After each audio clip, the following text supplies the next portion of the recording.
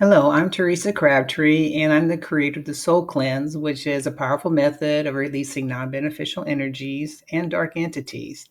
And for over a decade, I've helped people who are stuck in life, in all different areas of their life, and also are having problems with demon oppression. And I work by donation. So if you're having problems in any of these areas, then just go ahead and contact me, and we'll see what we can get going for you. And so, welcome to Demonology, a biblical perspective. This is video 5, and our topic today is on idolatry. And I'll say that when I started this study, before I started the study, my idea of idolatry was just false beliefs, false religions, and people praying before these idols and statues and stuff. But as I studied it, I found out idolatry is really expanded to many other things. And that surprised me. So I'll be happy to share those with you today. And before we start, if you want, I would suggest that you download this document. It is full of all these scriptures for the entire series so that you can print it out. You can write your notes on there. You can download it for your personal study time, and you can also encourage you to send it to other people too who are interested in these topics. And you can download it either if you're on YouTube, you can go down into the description. There should be a link there, and that'll take you to my Bible studies page. And if not, you can go right over to teresacrabtree.com, and at the top menu where it says Bible studies, click on that and then scroll down until you find a link to Demonology, a biblical perspective, and then go ahead and download that. Here we come to idolatry. So, and idolatry is it's a huge theme. I found hundreds of Bible verses with idolatry. I'm like, man, where am I going to start with this? So I spent a couple of months just looking through all of them and seeing which ones were actually talking about demons specifically. So those are the ones that I picked out. So there's about 20 that I've listed in here. And there's others, but these are the main ones that were really specific and tell the story about what was happening. So, first, let's define it. Idolatry, from a biblical perspective, is the worship of anyone or anything other than God, the Creator. So, that includes elevating the object to a place of reference that should be reserved for God. And it can also manifest in various forms, including the worship of deities of different religions, of natural objects. Almost all of them worship the sun, the moon, and the stars, animals, and things such as that. So, and idolatry is also associated with the worship of images, statues, and objects, and believing that these things have supernatural powers to protect them, to give them guidance, and all of these things.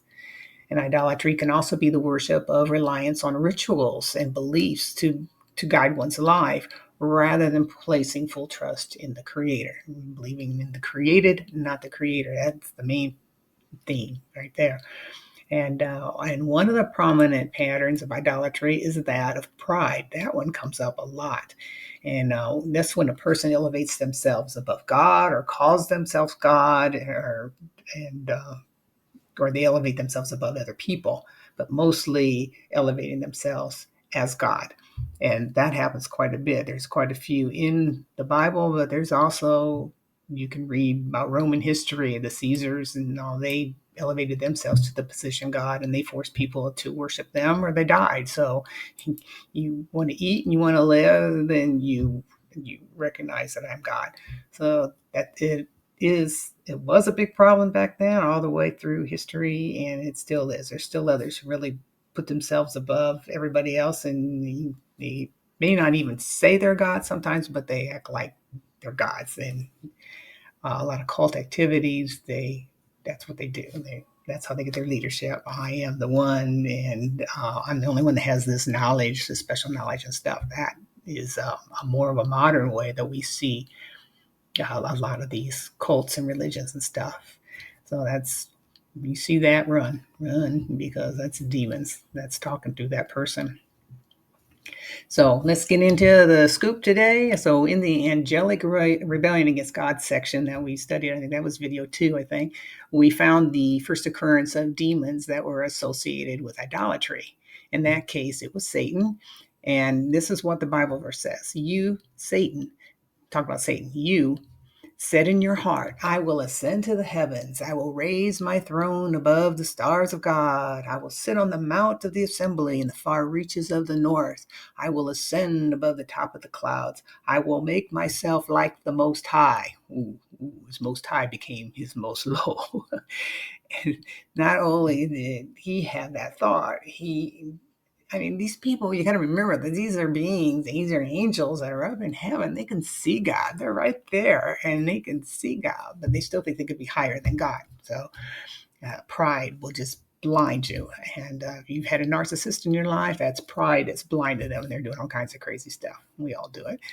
And so Satan, not only did he start that, he managed to get a third of the angels to worship him instead of the Most High God.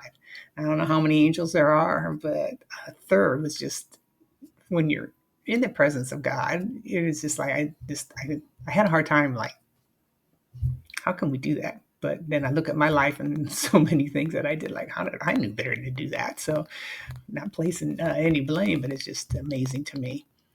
But anyway, what they did, they ended up getting kicked out of heaven. And ever since then, they've been seeking ways to take revenge against God. Now, the first two chapters of the Bible in Genesis, it's a written record of God creating the heavens, the earth, the animals, and the humans. And throughout the Bible, there are a variety of words that refer to God.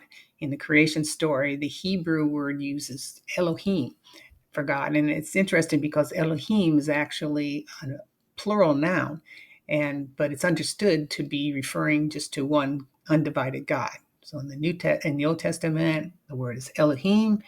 The word is plural, but the thought is one God. And as an example, I used here for Deuteronomy 6:4, it says, "Hear, O Israel, the Lord our God, the Lord is one." So that theme is prevalent throughout the Old Testament. However, in the New Testament, the concept of the Trinity is revealed, and this is the belief that God exists at one, but in three persons, the Father, the Son, and the Holy Spirit. Yet in the Old Testament and the New Testament, they both are considered to be monotheistic, just worshiping one God. And this God considers idolatry in any form to be an abomination. And that abomination word seems to be one of God's favorite words because I found it in 150 places talking about abomination is almost always talking about idolatry. So in the human rebellion against God section, we found Satan at work. So they got kicked out of heaven, and Satan's team is hell-bent, pun intended, on getting as many humans as possible to rebel against God. And they do that by either getting them to worship Satan directly, Satanism is alive and well, or indirectly through various means of idolatry and different practices that we're going to be talking about later. Satan wastes no time. He shows up in the Garden of Eden. He lures Eve with the following words: "For God knows that in the day that you eat of it," the apple, the fruit, "your eyes will be opened and you will be like God, knowing good and evil." And when the woman saw that the tree was good, she's falling for it. She's checking out that food. She's it's looking good. It's pleasing to the eyes. Wisdom. I'll be like God. Know good and evil.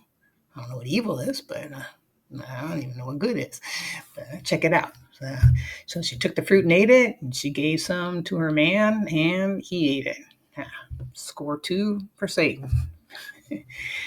Game on. And things go downhill from there. So evil starts to prevail. Well, actually, I wanted to say a comment too about the good and evil. I try to put myself in this position of Adam and Eve. They didn't know the difference between good and evil until they had this fall. Still, Satan tempted them. Everything was good. They had everything they needed. God says that God walked with them every evening that He would come. So they're in physical bodies, but they still see God. They had this close communion with God. The temperature's right. Didn't need clothes. Didn't even know they're naked. Naked wasn't bad. Just didn't need clothes. Everything, temperature's perfect. Supposedly they could talk to the animals. She's talking to a serpent. She didn't seem to be freaked out. So, we don't know what it was like, but they didn't know the difference between good and evil. And then I thought, wow, what was that like to all of a sudden see evil, see these demons, see all of this crazy stuff. So that one just kind of hit me when I really thought about that. Anyway, game on. Things go downhill from there. Evil prevails, idolatry blossoms. Now, God knows all things. And I found this in the Bible too, a lot of times. That God knows what's going to happen. He knows what's going to happen in the end. He knows what's going to happen. He created it all, and I don't know how he knows it all, but he knows what's going to happen thousands of years later, down to the smallest details. It's just been amazing reading this Bible and seeing this stuff. So God already knows all things, and he knows that these practices that they're going to get into, they, we, us, are going to get into, are rooted by Satan. Yet God's given us the free will to choose. We can choose to put God first or the created first. So by this time, he's already done the reset by killing most of the humans in the flood. Things got so out of control. He's just like, forget it. And just saved Noah and his family. But he wasn't happy about it. So he promised he'd never do that again, not by water anyway. And then, but soon after, even he only had 8 people doing a reset. And wasn't just a few generations down the line, they're right back to doing all these idolatrous practices and stuff. They kept these things in their heart. They ended up building the tallest altar ever in Tower of Babel in Babylon, which God quickly dismantled. Read about that in Genesis 11. But then he dispersed the people. You said, all right, spread out. These guys working together, this isn't good. So, but they all stubbornly clung onto their idolatry, and no matter where they went, wherever they settled, they started their rituals and practices and all that. Deuteronomy says they provoked him to jealousy with foreign gods. With abominations, they provoked him to anger. They sacrificed to demons, not to God, but to gods they didn't know. And it says they must no longer offer their sacrifices to the goat demons, to which they have prostituted themselves. That spiritual prostitution is, God calls it spiritual adultery, because you're actually worshiping, it's like you're rebelling against God. Just like when a marriage, somebody does adultery, it's like they're cheating on their husband or wife. They're not putting their spouse first. And God repeatedly calls it, I see the term spiritual adultery quite a few times referring to that. So in these two passages, we clearly see that God calls these false gods demons. I'll pull this down here again a little bit so you can see it. So we talked up here, we mentioned the goat demons. And this is the word here, which is translated into English, and is satyr. And those are the nature spirits from God, from Greek mythology, that are depicted as half man and half goat. And they're considered demigods, but people worship them. They're believed to be part human and part divine. And they were companions of Dionysus, who was the god of wine. Now, when you think of wine, you can see what these half goats, these satyrs were known for. They were associated with drunkenness, revelry, and spiritual immorality. And God calls them demons. Now, a little more history. You're starting all the way back with Abraham. God decides, okay, you got all these people. They're not listening. Maybe I'll just go ahead. Like I said, he knows what's all going to happen. He has a plan. He said, I'm going to get this one guy. Abraham probably was, at that time, was the most righteous person on earth, because that's the one that God chose, gave him a promise, and he would going to have these chosen people, and they were going to come through Abraham, who's an old guy who doesn't even have kids. He and his wife are old and they don't have any kids, but Abraham believes in him. So God's choosing to focus on a select group of humans to anchor his moral code. And he supernaturally releases them. Okay, all this stuff goes on. So they end up in this group, in his lineage. They end up in Egypt for 400 years in bondage as slaves. And you probably are familiar with Egypt, because the idolatry there was really heavy. So you've probably, even today, a lot of these religions and New Age and stuff, is really Egyptian things are really popular.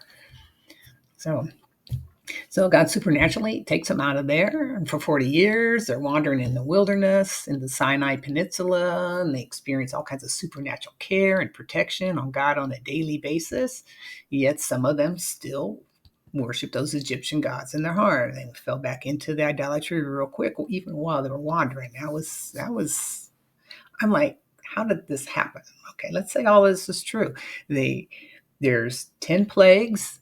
Each of the plagues to get them out of bondage from Egypt. And Pharaoh's not going to let them go, so God says, and do 10 plagues. Each of the plagues, I found out, has to do with showing God's power over their specific gods. I thought that was fascinating. So God's showing all the people, his chosen people and the Egyptians, that he's more powerful than their gods. And finally, Egyptians say, get out of here. But then they change their mind. They come back. They lost all their slaves, maybe 1 to 3 million. We don't know exactly how many there were. 3 million slaves. It's like, go get them. So they're chasing them and all that. And they get to the Red Sea, and the Red Sea parts. And I always thought that was like mythology, but I recently watched some videos, and it's like they're pretty sure this really happened. There's a lot of proof on that, and where they crossed and all of that. So I thought, ooh, that's really interesting as well. So I was like, but supernaturally, he's feeding them.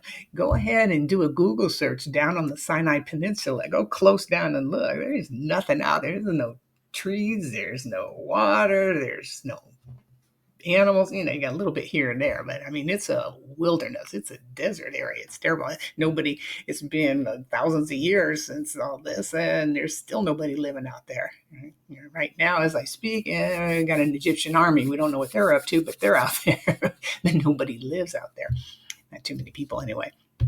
So they have all this spirit to get food every day. They get water as they need it, food as they need, meat as they need it. So they're all supernatural. These things are happening in the presence of God, and there's just so much more. But they still had those Egyptian gods in their hearts, and I just like, if they did it, then we can all fall. But anyway, God's now about to lead them into the promised land. And he's fully aware that all of the neighboring tribes and nations are polytheistic. They are doing all of these different idol worships and all of these things. So he lays down the desire for his people in writing. He puts down the law, and that included the Decalogue, or what we commonly call the Ten Commandments, and along with many other statutes, what he expects from them, what his desire is for them. And he says, if you follow the law, you'll be blessed. If you don't, then you're going to be cursed. And sometimes God will curse them directly, and sometimes it just comes through cause and effect. If you do this, this is going to happen. You're going to fall, and you're going to fall out of the grace of God. So he says, this is the first two of the commandments from the Decalogue. And it says, you shall have no other gods before me. You shall not make for yourself a carved image or any likeness of anything that is in heaven above, or that is in the earth beneath, or that is in the water under the earth. I mean, he pretty well covers it. You don't make an image of anything. You shall not bow down to them nor serve them, for I, Yahweh, am your God, and I'm a jealous God. I don't want to be shared. I will punish the fathers and their offspring to the third and fourth generation of those who hate me. But let's look at that first. Okay, that's quite a curse. If you do something, here's what he's saying. If you do it, then I'm going to curse not just you. I'm going to curse your sons and daughters. I'm going to curse your grandchildren and your great-grandchildren from what you did. So I mean, that's one of the strongest curses that God makes in the Bible. And then he goes on and he says, but he will show loving kindness to thousands of generations to those who love and keep my commandments. So, when you look at it, if you really believe that God is the creator of all things, why would we put anything else first? We do, but why? Why? I still do. Why? Pay close attention to all my instructions. You must not call on the name of any other gods. Do not even speak their names. Well, I've come to understand just how important that last sentence is. Do not even speak their names. Because if you're talking to an angel or a guide or a god, and you think you're talking to a being of light, and it's actually a being of darkness that's answering that call, you're speaking them, you're calling them in. It's just like calling in saying, hey, Satan, come on down, let's talk. So he says, do not even speak their names, because you may think that it's the being of light, but it could be demons that you're calling in. And he warns, makes no treaties with them or their gods. They must not live in your land, or they will cause you to sin against me. If you serve their gods, you will be caught up in the trap of idolatry. And God not only tells them not to practice idolatry, but he also states why these practices are an abomination to them. Do not fall into the trap of following their customs and worshiping their gods. Do not inquire about their gods, saying, well, how do these nations worship their gods? I want to follow their example.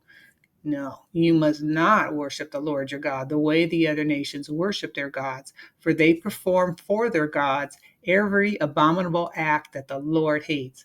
Every abominable act. And we're going to talk about some of those in a little bit. And they even burn their sons and daughters as sacrifices to their gods. Live sacrifices, too. Terrible. In Psalms 106, it says, Israel failed to destroy the nations in the land as the Lord had commanded them. Instead, they mingled among the pagans and they adopted their evil customs. They worshiped their idols, which led to their downfall. They even sacrificed their sons and their daughters to the demons. These people are thinking, even God's chosen people, they're thinking that they're going to appease this God, make them happy, please them, asking for favors, safety, protection, all of that. So they're actually giving their children to demons. And by sacrificing them to the idols of Canaan, they polluted the land with murder. That's another problem with idolatry. It leads to other things. They defiled themselves by their evil deeds, and their love of idols was adultery in the Lord's sight. That is why the Lord's anger burned against his people, and he hated his own special possession. He handed them over to the pagan nations, and they were ruled by those who hated them. Remember, he said, bless me and I'll bless you, curse me and I'll curse you.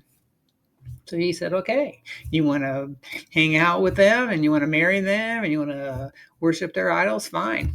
No, you're on your own.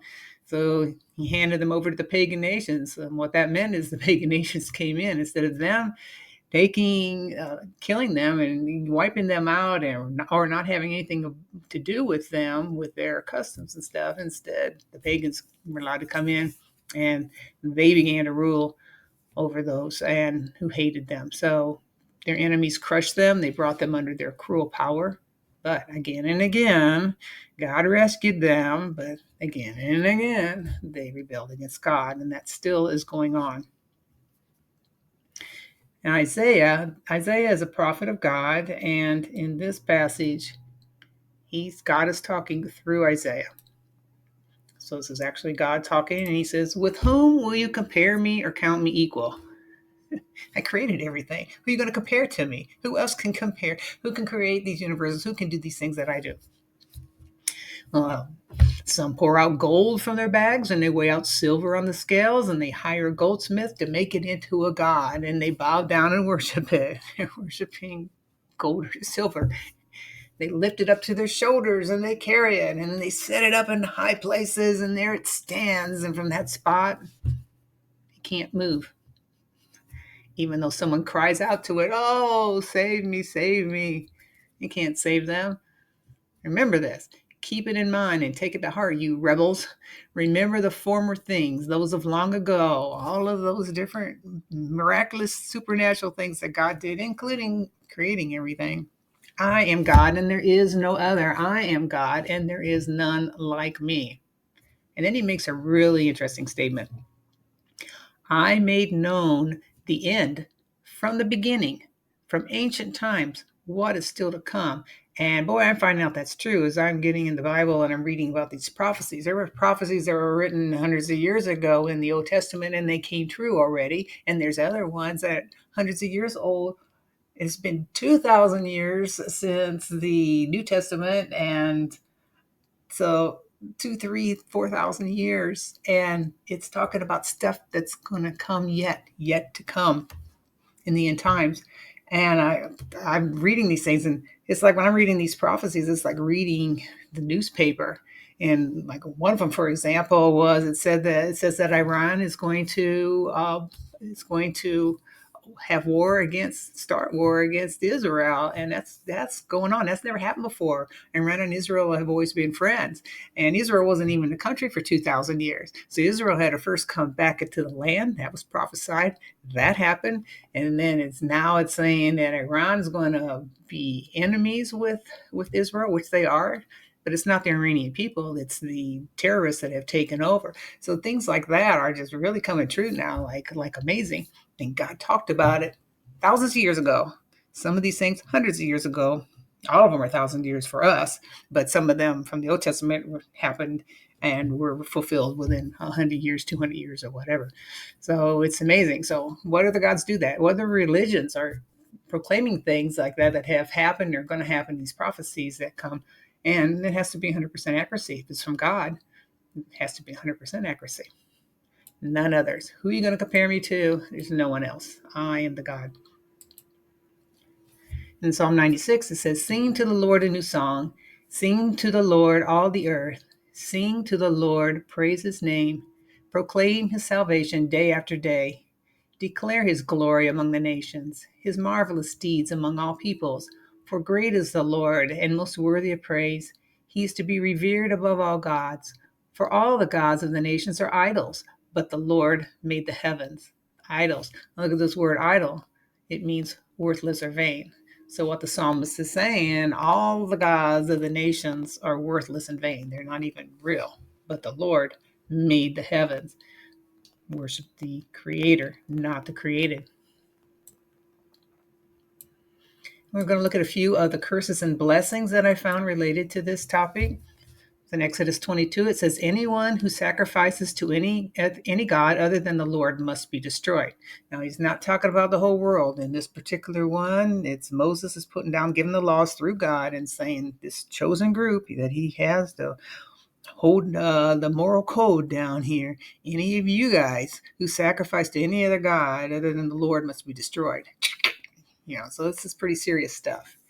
And in Deuteronomy, it says, if a prophet or one who foretells by dreams appears among you and announces to you a sign or a wonder, and if the sign or wonder spoken takes place, and the prophet then says, let's follow other gods and let us worship them, you must not listen to the words of that prophet or dreamer.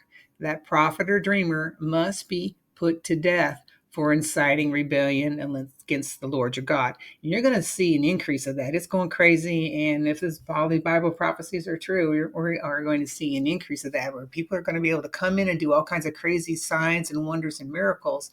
And you'll know if they're a true prophet or not, because if they turn and said, okay, come and follow me, follow my religion, follow my cult, follow me. That's how you'll know if it's not. If they're not saying that these came from God and worshiping God or Jesus, then stay away. False prophets. If your very own brother or your son or daughter or the wife you love or your closest friend secretly entices you, saying, come on, let's go worship other gods, you must certainly put them to death. Your hand must be the first in putting them to death, and then the hands of all people. Stone them to death. So, okay, your own loved one starts to turn you talking in secret. You have to expose them. You have to bring them out to all of the people and tell them what they're doing. And you pick up the first stone to stone them, and everybody else follows behind and stones them as well to kill them. So pretty serious.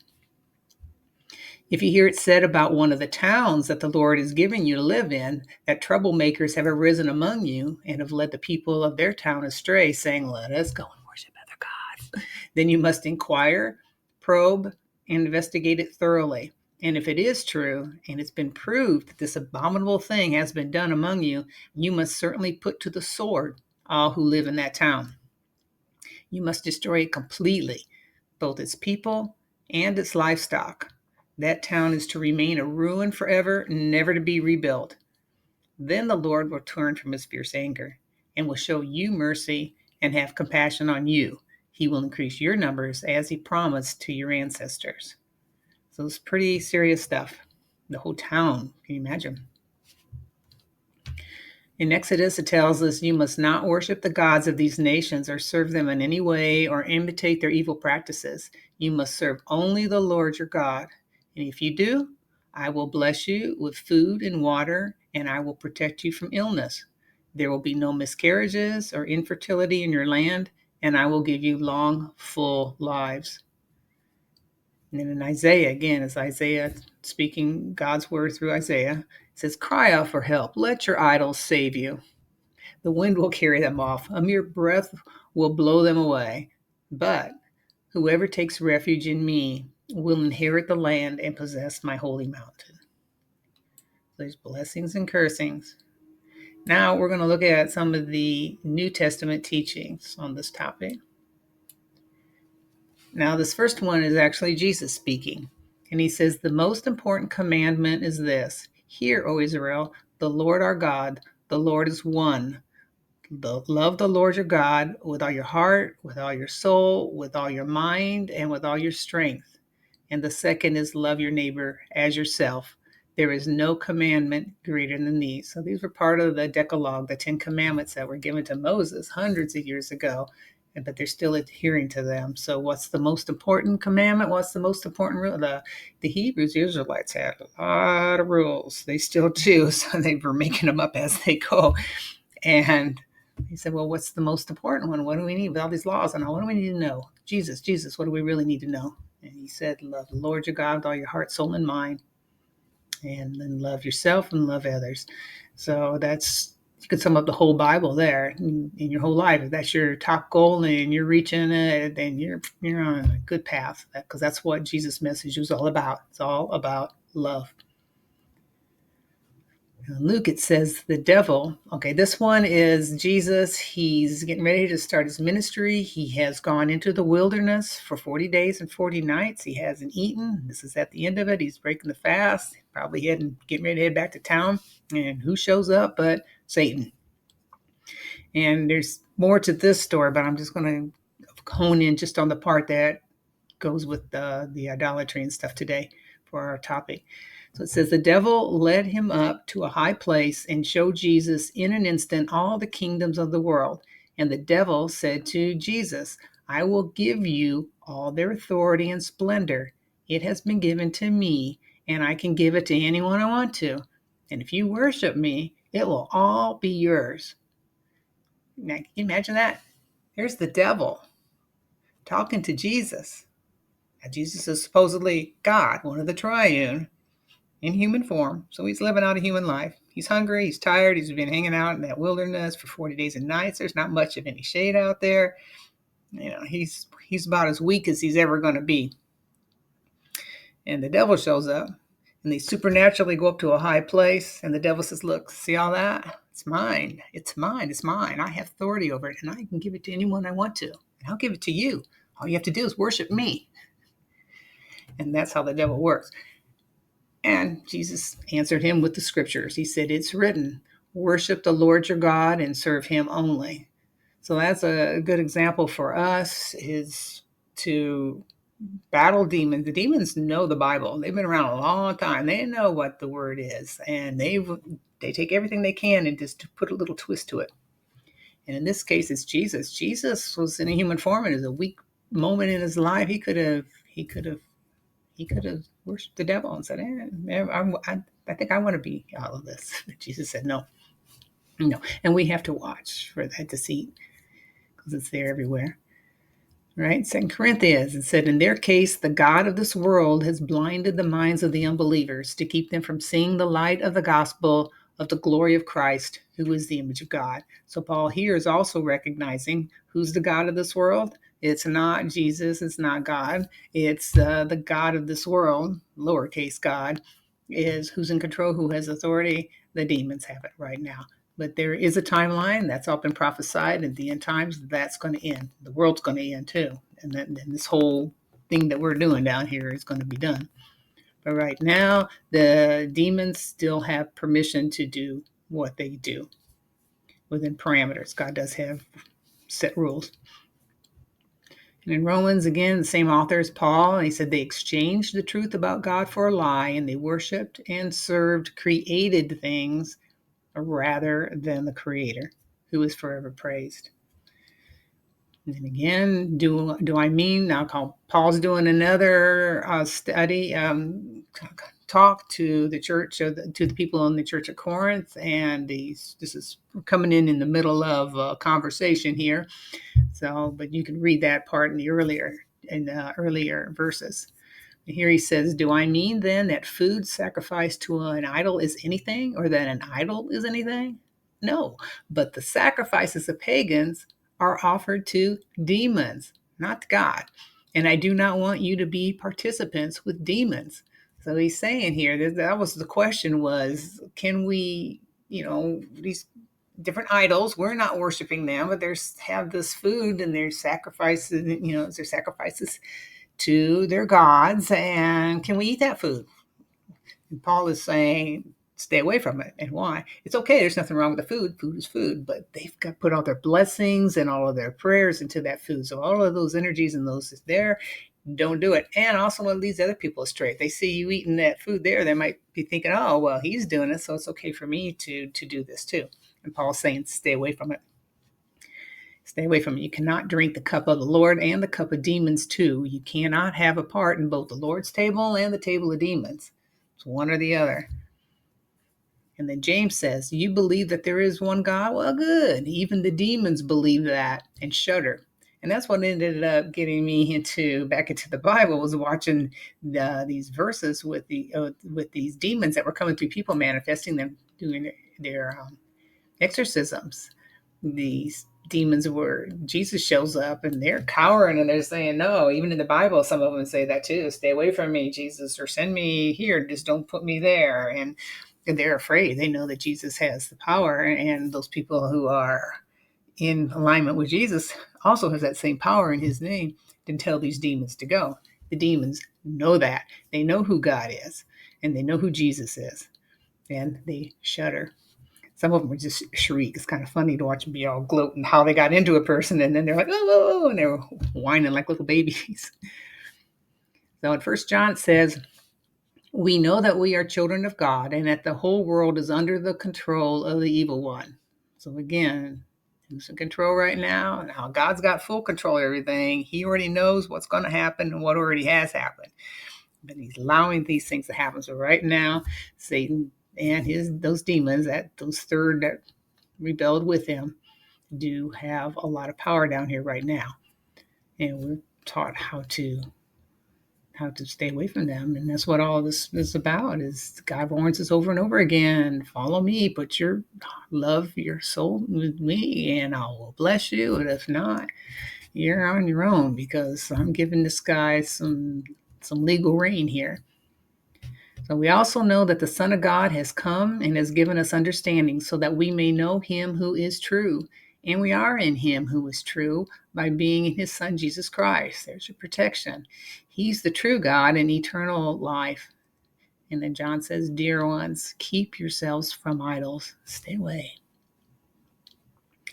And in Revelation, that's the last book of the Bible. It's all about prophecy of what's to come, the end times. And like I say, reading that right now, if you understand and know the backgrounds of things, you could it's like reading the prophecy in one hand and having the newspaper in the other hand. So a lot of these plagues have happened. They haven't happened in our real life yet, but they are starting to happen, and they're going to happen.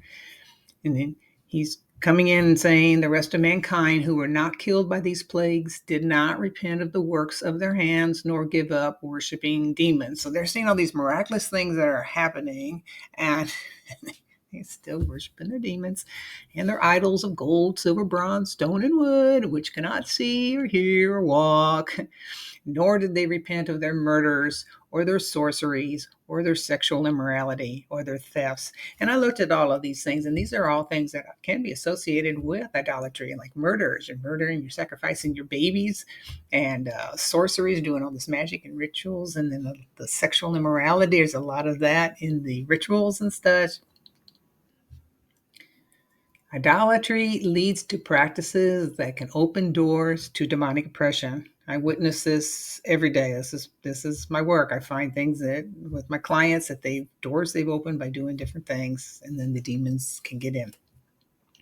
So this one here, this first one, 2 Kings, this is an Old Testament one, and it says, and they burned their sons and daughters as offerings and used divination and omens and sold themselves to do evil in the sight of the Lord, provoking him to anger.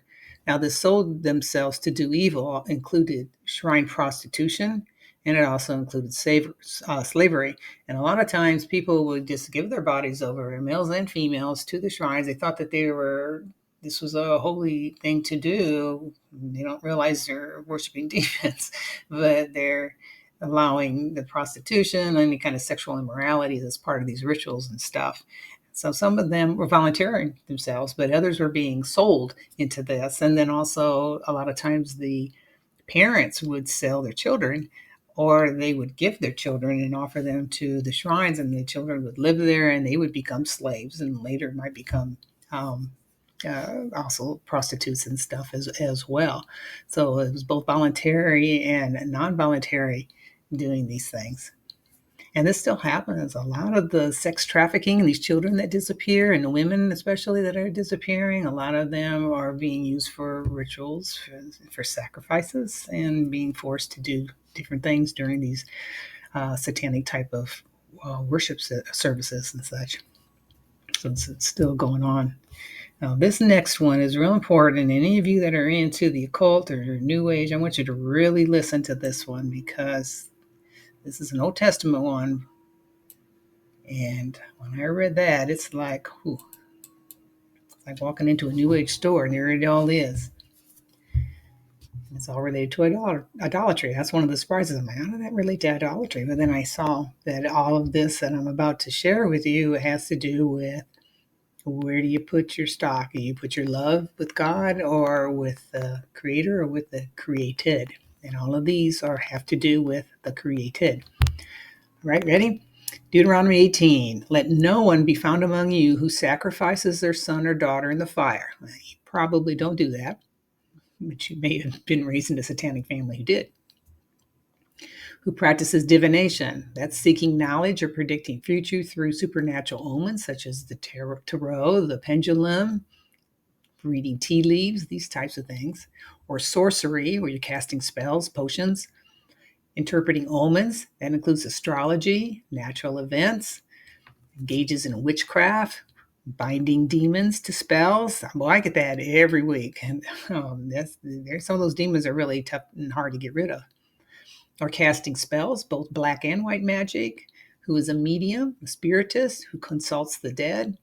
Anyone who does these things is an abomination to the Lord. So if you want to believe that stuff, do you want to do things that are an abomination to the Lord? There's not going to be a good outcome. And what I find, well, I'll just continue here first. Other forms of idolatry include placing excessive value on wealth, possessions, power, fame, and addictions, idolizing actors, musicians, sport figures, heroes, spiritual leaders more than God. Also, self-worship by focusing on one's own desires, needs, and ambitions rather than aligning with God's desire. And this includes focusing on one's physical appearance, seeking validation through external means, and any practices or religions that do not place God as the creator first, such as Satanism, paganism, New Age, and occultism. So what I found is the common denominator with all of these is when you're either going to rely on the creator or you're going to rely on the created. And sometimes it can be hard if you believe that these gods are for real, then it's going to be hard to know the difference, to see the deceit, But if it one of the things you can do, because a lot of these most of my clients do these things. I was doing some of these things, but we're doing it for good reasons, and we think we're helping people. But then then they end up getting, their health goes down eventually. And the ones that are doing this, they go down, they get confused, they get into drugs and using even ayahuasca and things like that. That's a no-no. And that opens you up to these demons, and these demons come in to take over. And at first it may seem really good because they have powers, they know, and they can do these things, and they can lie. They can, if you're a medium and you think that you're doing good work and you think you got this wonderful angel or spirit guy that comes in and gives you all this knowledge, but they're actually sending people off on the wrong paths because these are demons and you don't know it. And the demons will get you all built up and everything, and you may be making lots of money, and then all of a sudden, boom, you have a fall. So, but if you're doing real good, and all, they may keep it there because they're doing more harm by getting other people to follow what you say. So it's it's we're going to have a lot of responsibility to have to own up to the things we did if we've led people astray. So it's very important to tune in with God all the time, to love God with all your heart, soul, and mind, so that you can be better equipped and better to see when something is false, where it's coming from a demon and it's not coming from God. So idolatry in all these forms opens doors to demonic interference, even if your motives are pure. Now, I intend to do a series of videos on these topics. So I'm going to be sharing my experiences and those of my clients who've been harassed by demons through these practices. And all of my clients, every single one of them has a pure heart. They think they're doing things that are good, and everything's going fine until the demon slips in. And I plan to include some video clips in which demons are speaking about, gloating about how they got in, their little sneaky ways, their little deceit ways, how they twisted something just enough to get false doctrines, and then ended up getting into the person, sometimes full possession, where they just pretty much take over the person. So if you haven't subscribed to my YouTube channel, you might want to do that now. I've got it listed right here. We'll go to YouTube and type in Teresa Crabtree channel, and we'll take you right to me. And not that kind of a channel, it's a YouTube channel. All right, Zechariah 10. It says, the idols speak deceit, diviners see visions that lie, they tell dreams that are false, they give comfort in vain. Therefore the people wander like sheep, oppressed for lack of a shepherd. And I see two things happening a lot of times. A lot of the people that come to me have been doing these things and been giving false visions and stuff. They don't know. They think they're doing good. And it may have been good for the person in the beginning or some of their clients, but when demons come in, that's when things start getting spread out. So now you're not only off yourself, and you got demons that are coming through you, but you're also sending other people, like it says here, sheep that don't have a shepherd. So we don't want to do that. So I hope that some of these videos that I'm doing now and that I plan to do will help you to see where these demons and how they can get in, so that you can still do your work, but that it's coming from God, not because all of it can look like it's coming from God, but it's not. So to know the difference is critical. It's critical. And here's Paul speaking again. He says, for ever since the world was created, people have seen the earth and sky. Through everything God made, they can clearly see his invisible qualities, his eternal power and divine nature. And I personally don't know how anybody can look at this world and how everything just works together and come to the conclusion that it was just coincidence. There had to be somebody who created this. There's some kind of conscious mind who designed all of this. And that's what Paul's talking about. He says everyone has had, you just look around, they have no excuse for not knowing God, because everybody has access to everything. Even if you're blind and even if you're deaf and dumb, you could still, there's things that are happening, and how can you not know there's a God? He said, well, yeah, but then a lot of them, they knew God, but they wouldn't worship him as God or even give him thanks. How often during our day do we have all these things happen and we don't even give thanks to it? We just take it for granted. Even your next breath, you just take it for granted. So how often do we actually worship God with all of our heart, soul, and mind and strength, or even give him thanks? And they began to think up foolish ideas of what God was like. And as a result, their minds became dark and confused. Claiming to be wise, they instead became utter fools. And instead of worshiping the glorious, ever living God, they worshiped idols made to look like mere people, birds, animals, and reptiles. And as a result, they worshiped and served the things God created. Here we go again, the things God created instead of the Creator himself. And their lives became full of every kind of wickedness: sin, greed, hate, envy, murder, quarreling, deception, malicious behavior, gossip. They're backstabbers, haters of God, insolent, proud, and boastful. Worse yet, they encourage others to do them too. And then he continues in another book, another letter to the Galatians. He says, now the works of the flesh are evident: sexual immorality, impurity, sensuality, idolatry, sorcery, enmity, strife, jealousy, fits of anger, rivalries, dissensions, divisions, envy, drunkenness, orgies, and things like these.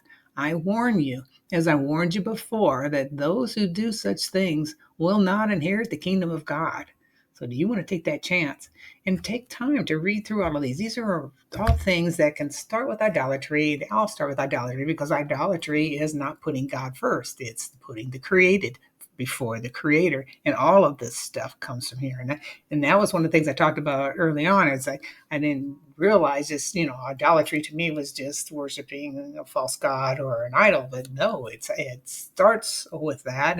But it's anything that when we don't put God first, any of that, and it creates all this other stuff. And look at these things that he just mentioned. How many of those are in your life or have been in your life? And this is where it comes from. It comes from the works of the flesh, as he calls it. It's putting material things, putting earthly things ahead of God, putting the created ahead of God, the creator.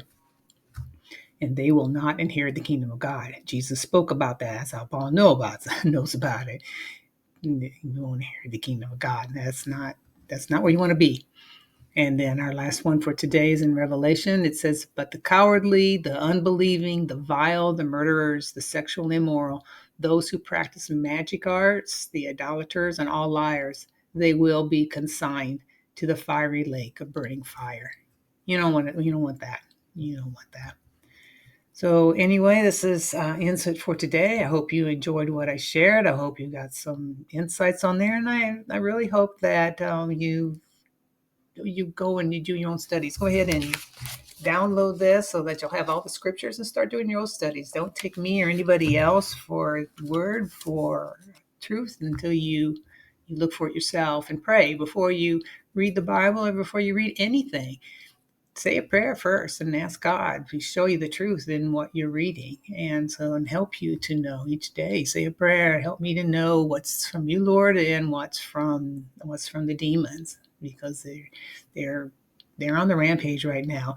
Their time is coming really short. They know it, and they're doing everything they can to get these demons to pull you away from God. So don't let that happen. Okay, again, I'm not a Bible scholar, so I hope that you go through and you study stuff on your own. And I welcome any of your comments and suggestions. If you're watching this on YouTube, go down in the comments below and write what you think. And then also, if not, you can go to my contact page at teresacrabtree.com and send me some comments there. If this helped you, do you believe it? You don't believe it? Oh, what would you like to have more? Because I love doing these Bible studies. I do them for myself. And then it's like, I said, well, I got to share this and let you make your own choice there. So subscribe, like, share, comment, and if you're feeling stuck in life or you feel like you're being harassed by demons, you got ghosts making noises and messing around in your house, hearing footsteps, lights flickering, all this kind of stuff. You got any of that going on? If you want, contact me at teresacrabtree.com, and I work by donation. And I do everything's right through email. So there's never a time that we have to meet or anything. So you have no excuse there. Like, oh, I can't meet you at this time or that time. And I do everything. It's all over the internet. So it's global. Doesn't matter where you're at. And help you to, I have a lot of different exercises to help you to find these open doors, because that's where the demons come in. They come in through open doors, and who opened the doors? You open the door. So it's not always something you did, but it may be something that you believe. And then another big way is these people with spells and stuff. If you don't have your focus on God and you're tuned in with God all the time, these people are casting spells. They can get in. They know how to do it. They know your weak areas. The demons know your weak areas, and they will use anything they can to get control of you. And you don't have to live that way. So just I just say every day, just start praying. Get on your knees, close your eyes, and talk to God. Call Him in and say, "Show me the truth." And how can I love you with all my heart, soul, and mind and strength? And start changing your life one step at a time. Change anything that's focused on the created, the material things, and ask how can you apply love instead, and come instead of out of fear or codependency or anything like that, making your choices based directly on God. So that's my prayer for you, that you will do that. So in the meantime, let's Just be blessed, and I hope to connect with you soon. Be blessed.